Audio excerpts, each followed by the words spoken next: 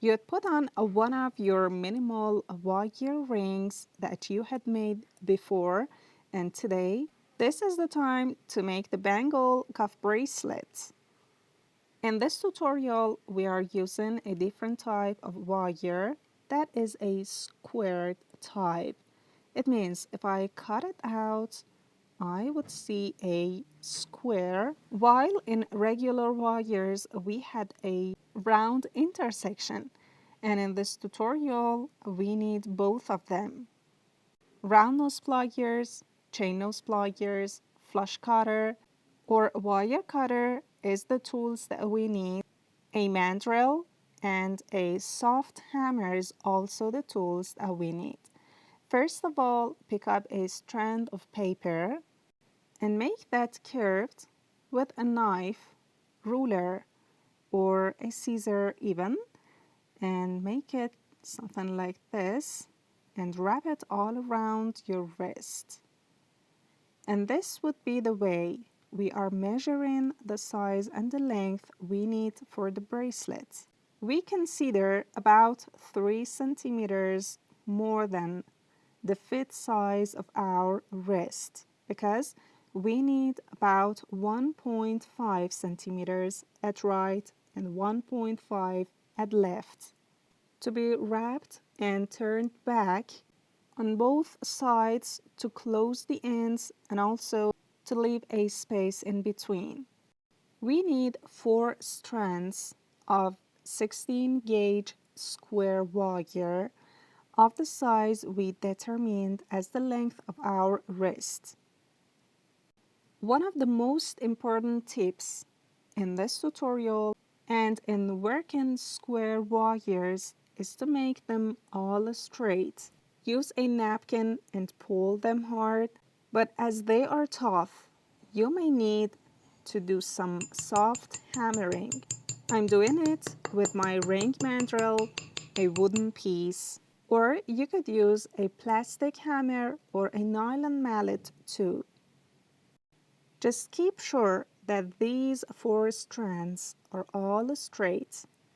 And in this step, we mark 3 points, 1.5 centimeters from both sides and the midpoint of the whole length. These are the places we are going to make some wire wrapping parts.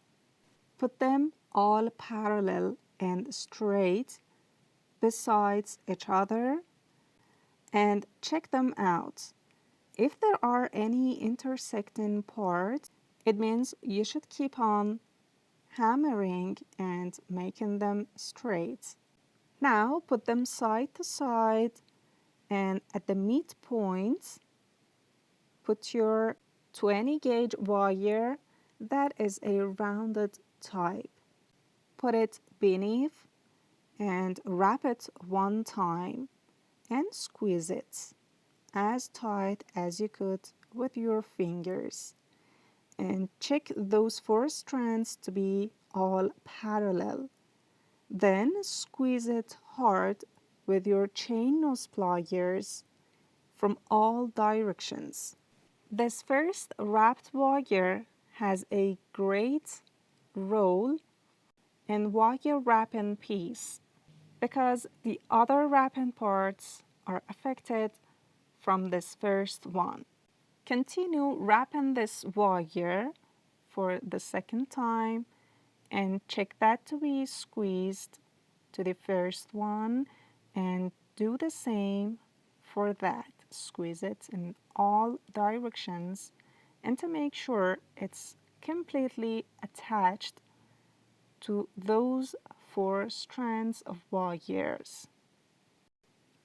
Do the same for the left part of the wire and continue that for about half of a centimeters. Cut the wire at the same surface that the starting point exists. So I cut it here, and for the sharp edges, squeeze it well with chain nose pliers. If the piece of wire is somehow big enough to be put easily on the wire, well, that's easy, but if that is a little short, like this one, you should pay more attention to squeeze it well.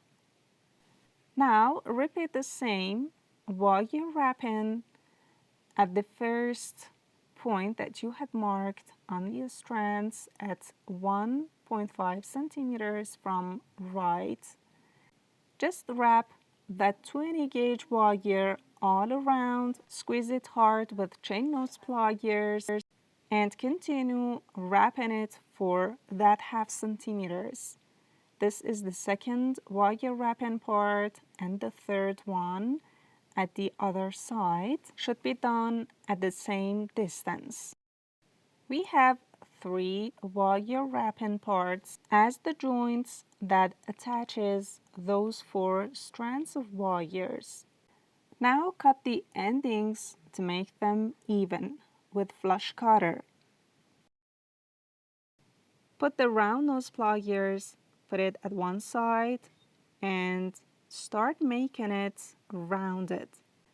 This may be a little tough because it's a square wire, and normally it's tougher than the round wire. Thus, make it gradually, step by step, and from both sides to make them all curved. After making a curve with round nose pliers, pick up chain nose pliers and push them to be squeezed gradually. This is the way we close the endings on both parts. This is how we do it for one side, and we repeat it for the other side too.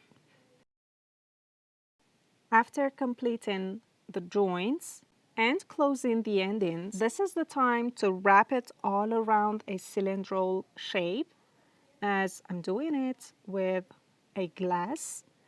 Just put it at the midpoint onto that cylindrical shape and wrap it all around tight. Well, that could be something like half of a circle, and well, till now it's not formed completely.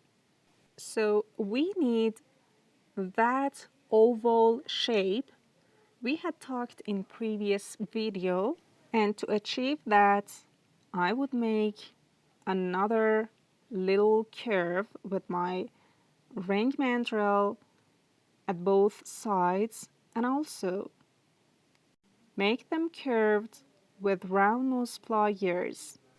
The shape would be something like a claw to be fit well onto your wrist.